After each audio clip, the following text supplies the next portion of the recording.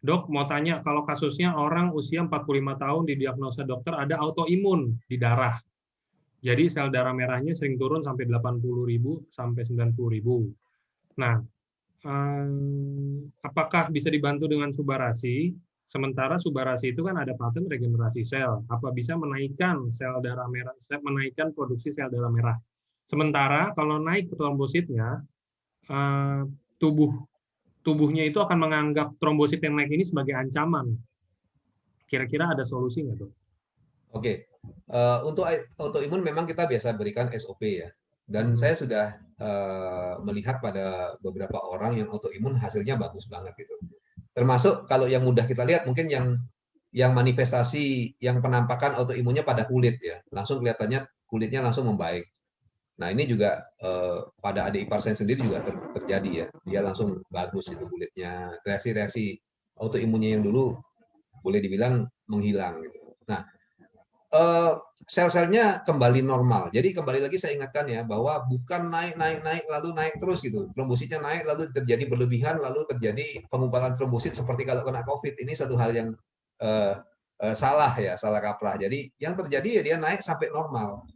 Lo kok pinter? Ya itulah keuntungannya kalau makanan kesehatan ya atau beberapa obat tradisional itu seperti itu. Kalau obat itu beda. Kalau obat itu kan gini, tekanan darah tinggi, harus diapakan? Ya dikasih penurun tekanan darah.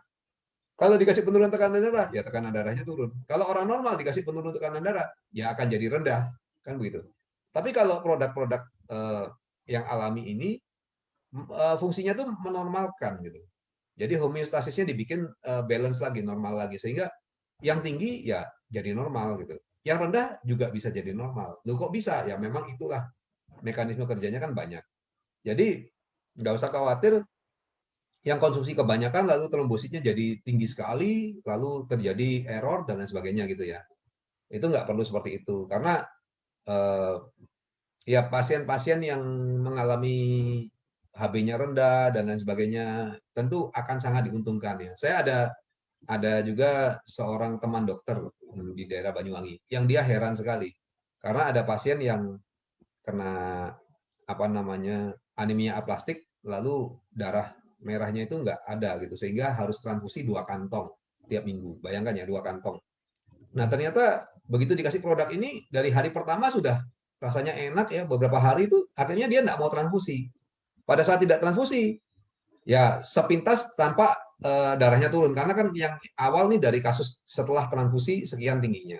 Kemudian berapa saat kan pasti sel-sel ini yang ditransfusi ini ada yang mati ya, sehingga kelihatannya turun sedikit, tetapi setelah itu langsung naik, langsung baik gitu. Nah dia sendiri heran, wah kok bisa begini efeknya? Ya inilah kelebihan produknya ya.